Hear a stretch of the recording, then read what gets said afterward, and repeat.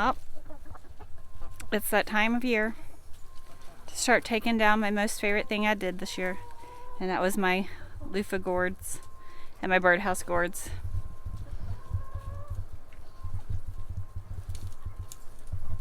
So technically, you're supposed to take these down before the first, or cut all your loofahs, harvest them all before your first frost. I didn't do that.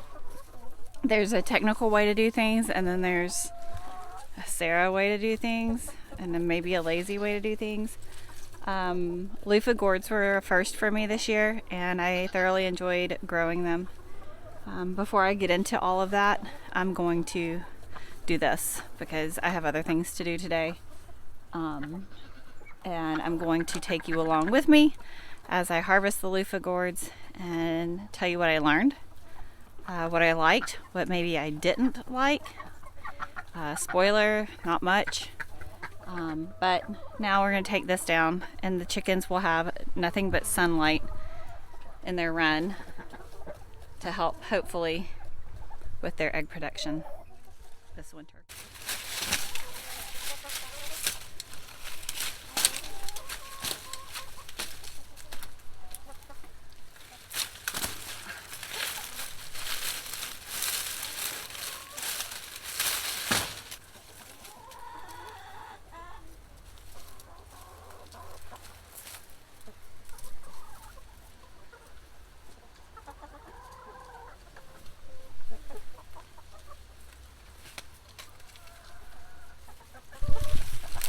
This is super fun. It's not the, well, it's an easy, I don't know. I want to say it's not an easy job, but it's not a, I don't know, it's not a hard job.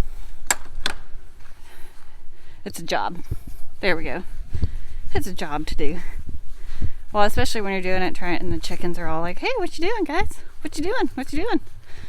All right. These vines are crazy. You see this? We've got them growing on the outside.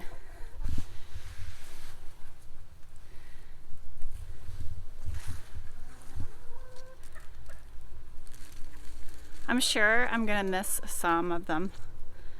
Like when I cut down the birdhouse gourds, like I missed some birdhouse gourds, and they're just drying on the vine.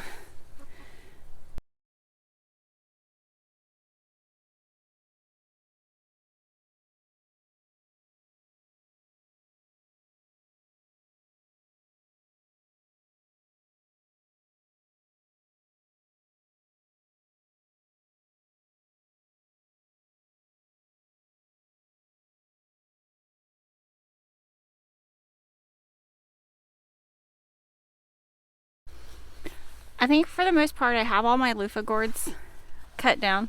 I'm 100% certain that I've left a good many on the vines, and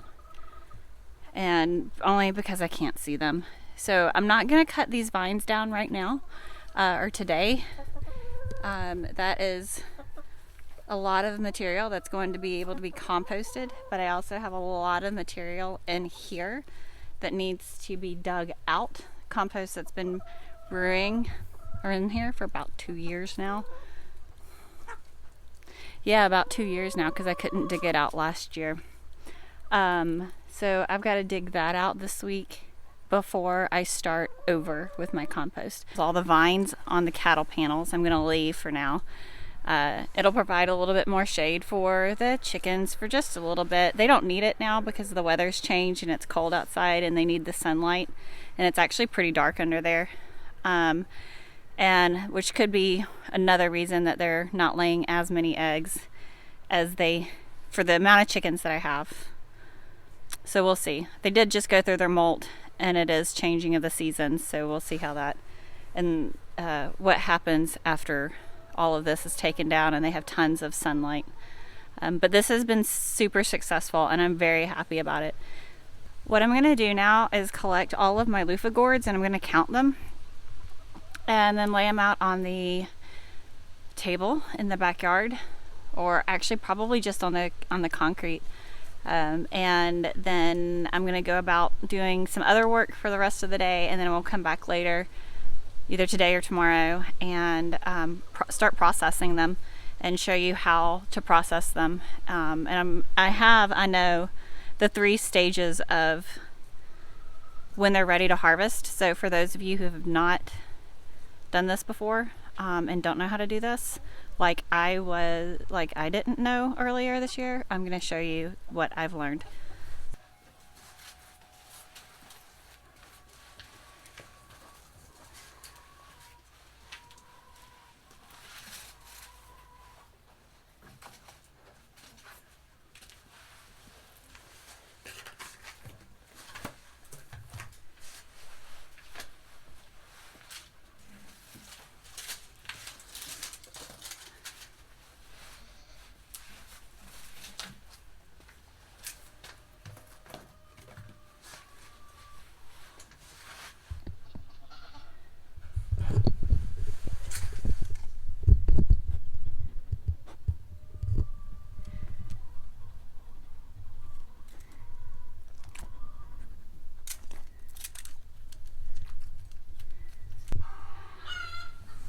So I'm a little winded because I just spent a year doing cancer treatments.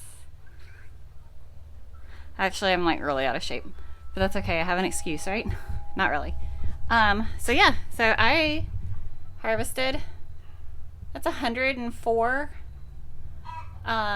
birdhouse gourds, or not birdhouse gourds, loofah gourds. So I've got them over here too. Let me just give you an idea of the size of most of these. They're all like massive. You see that? How can I do this for you? Okay, so look. All right, here we go. My arm is from the middle of my chest to my fingertips is about 3 feet long.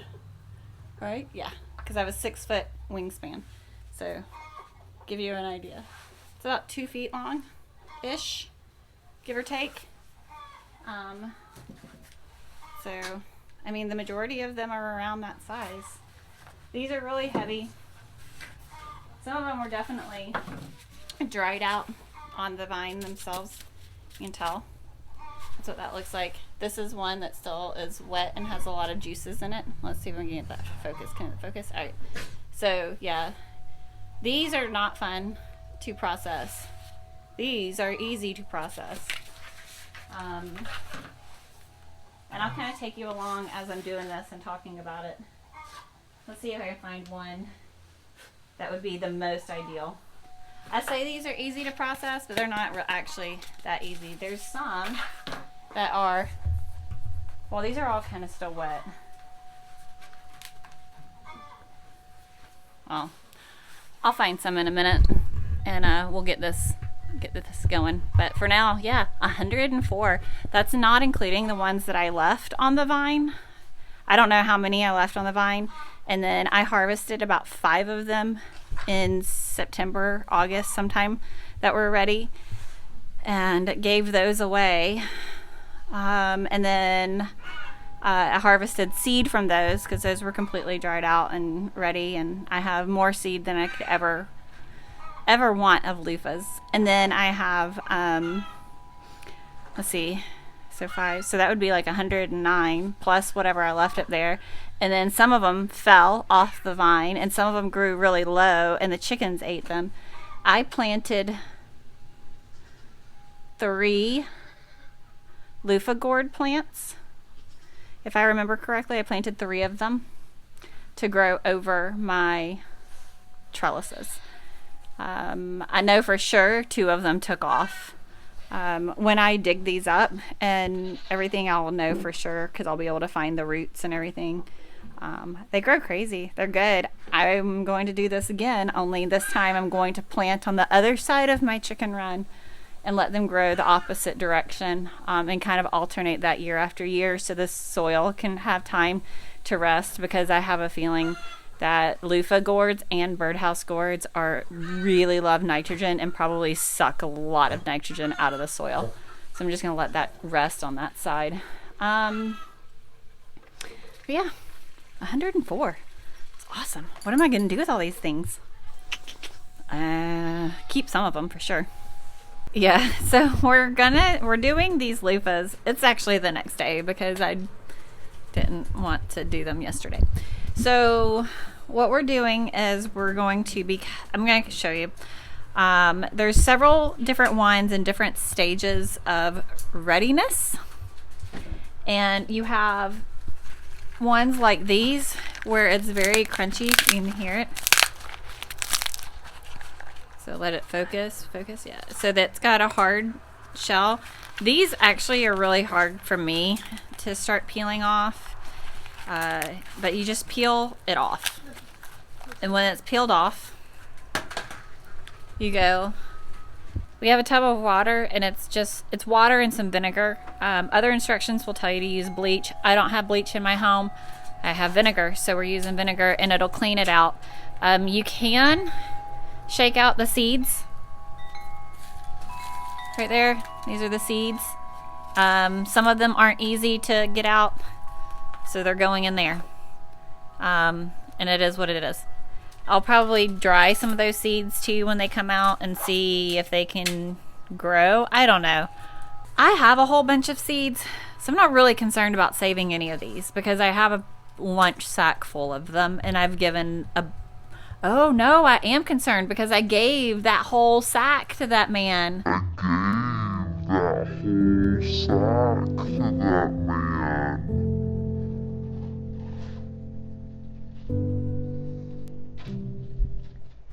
So I do need to save some of them. I really don't need to save that many. Like what we have saved is probably going to be plenty.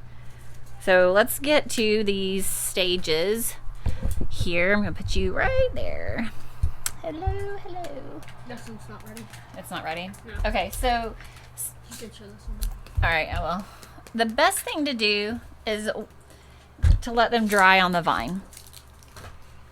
Ella, will you find one that looks like it... I think that might be ready.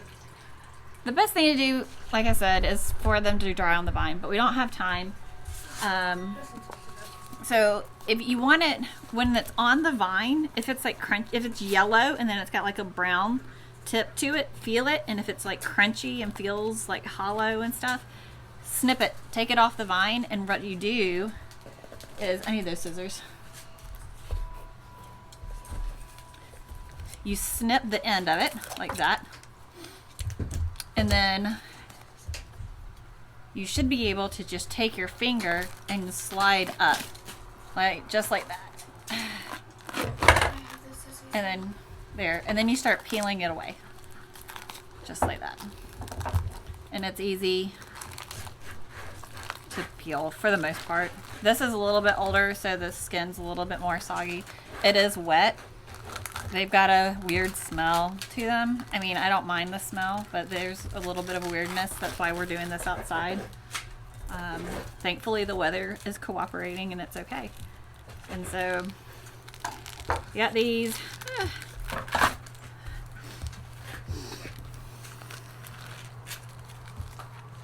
This one smells weird. You know that whole phrase, when in doubt, throw it out? This may get thrown out. Oh, okay. So here's another stage. It looks literally on the outside, but then it broke open. So I'm shaking. You just shake the seeds. I mean, if you harvest one Loofah gourd, you're going to have so many seeds for the next year. So I think they're easier to shake out when they're like perfect ripeness or perfect readiness. Okay, and then I'm going to toss it in my water and let it soak. So there's other stages where it is like this. This is what I read, said to go ahead and harvest everything. So I did, instead of letting it die back on the vine. The reason I didn't harvest it before frost is, one, I didn't think about it.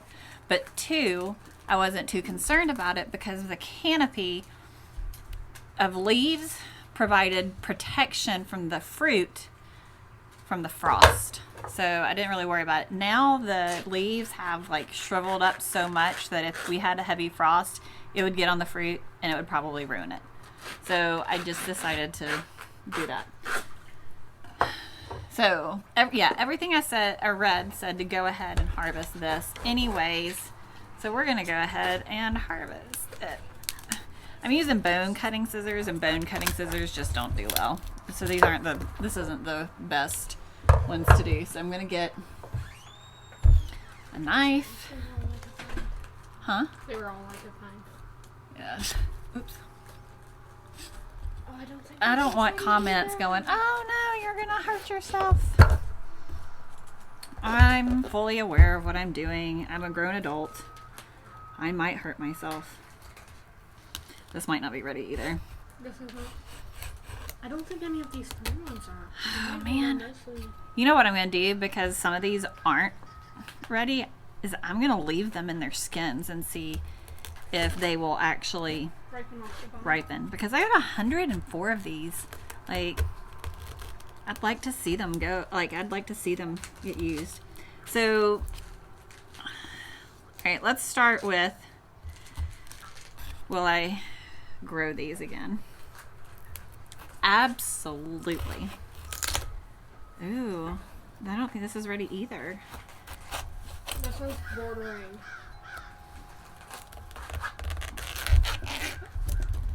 So it says if you cut into it and it looks like a zucchini on the inside, like, I mean, that looks like a zucchini. All right, see? See how that looks like a zucchini? Where it should be fibrous, similar to that. Even if it's green, it should be fibrous if it's ready. So that is not ready. I'll probably just toss this to the chickens and let the chickens eat this. Poop out more loofahs. What again? And poop out more loofahs. They could poop out more loofahs. So I'm just going to do that for them. The ones, so what we're going to do is the ones that are kind of squishy, we'll go ahead and harvest these. With growing the loofahs, I did this to provide shade for my chickens. This is the first time I've grown loofahs. The benefit would be that I get washcloths, dishcloths. You can use them for scrubbies, for your dishes, for your body, all that kind of stuff. And then they're disposable, like biodegradable. There we go. Everything's disposable, but these are biodegradable. And so that would be really cool to not have to buy the scrubs for my dishes or to use them for my body. So that's the goal there. That's a perk, I guess. The goal was to provide shade for my chickens, and I achieved that. Now, what I could have done, because the flowers are yellow and they bloom all the way till our first frost. I mean, I was getting tons of yellow blossoms, and what you typically do is before your frost, you would go and you would pinch those blossoms to not encourage growth and to encourage these guys to to go ahead and start drying out to where they look similar to this. I want to find one in like the perfect stage, and I don't think that we have one, to be honest. Well, no, the one I did was like beautiful looking. It was all browned up. Yeah. So that's what I would do. But why, or that's what you should do, so that way they can dry on the vine and then you can harvest them the way that you want to, and this whole process would be easier. Keep in mind, like, this was the benefit of having this. It wasn't, the goal was not to produce fruit that I could use for this, but that's a benefit. The goal was to provide shade for my chickens. But there was a perk to all of this. Those yellow flowers, bees love. And I love my pollinators. Like, absolutely love my pollinators. They're an essential part of what I have going on here.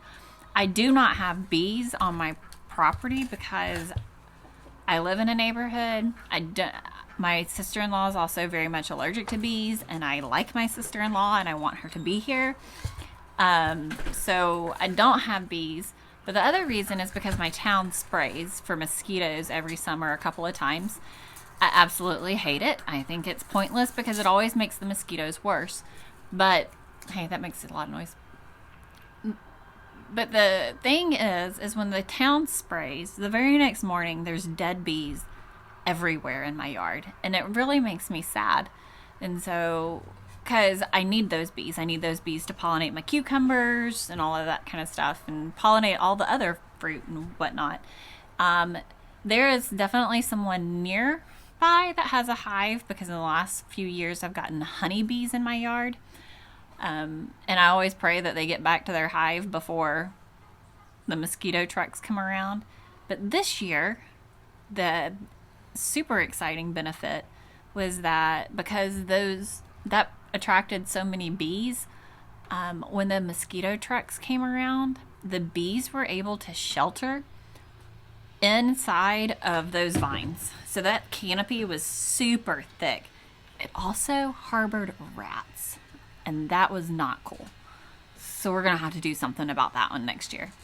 But the canopy was so thick, so those bees were protected from those chemicals. So I didn't find dead bees all over my yard this year when they went around spraying for mosquitoes. And that's really cool. So because I know that those bees are storing up food for their year, for whatever, their hives, I didn't want to take that food source away because it was still producing flowers. So I did not pinch all those flowers like you would if you really wanted to get an easier time and a lot more loofahs. That's something that you could do if you wanted to. I chose not to because the benefit was to have the bees around longer and provide food for them. Also, it was still really hot in this area, and so it still provided shade. And we're kind of in a rainy season, so it also provided shelter from the rain because it was such a thick canopy, and I just really enjoyed it. So next year, I will grow these again. And because it provides shelter for my chickens, number one, it provides tons of food and shelter for bees, number two, and then the benefit is that I will get dishcloths out of these later as the season goes on. Maybe I'll pinch some of the flowers.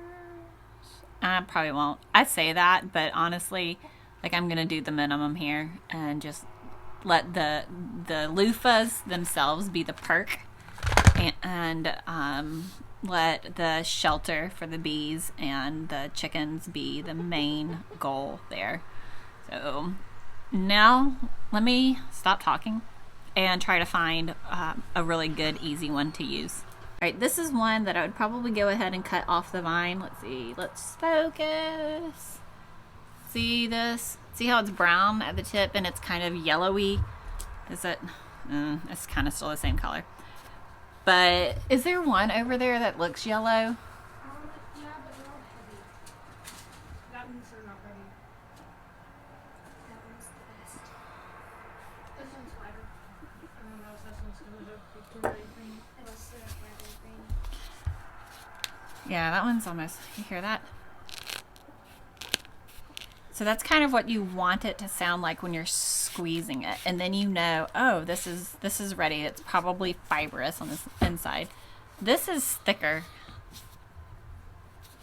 So I'm not going to push this video out too quickly because I think there's still a story left here.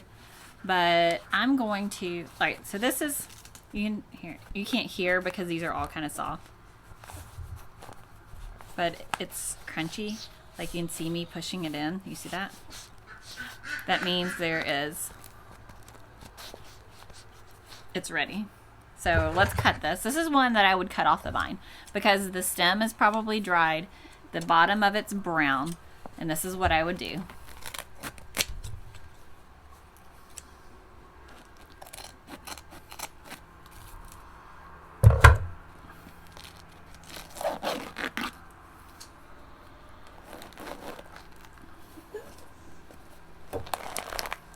Alright, you saw how easy that was? That's how easy it's supposed to be.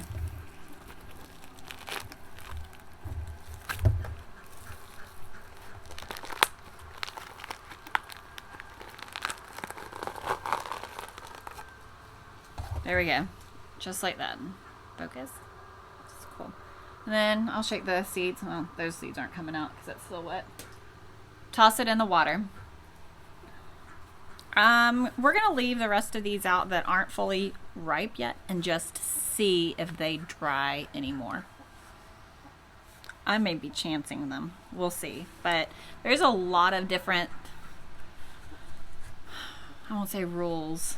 There's a lot of different tutorials on all of this stuff, and some of the things that I read at the very beginning when I was starting to have loofahs ready to harvest turned out to be wrong, and I had moldy loofahs. So this time I'm doing what a lot of people said to do, but also a lot of people said, or not a lot of people, but some people said that you needed to go ahead and cut these and open them up and do that.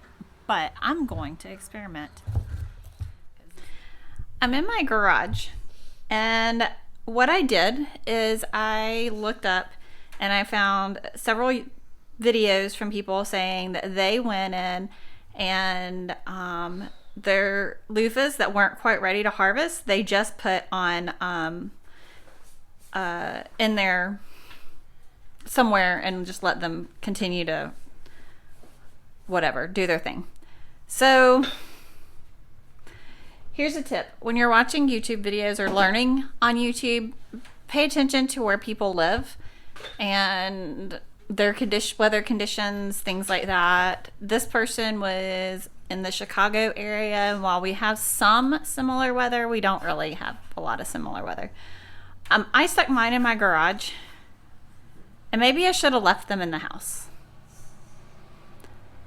But I'm going to show you why, because I've got them out here where my birdhouse gourds are.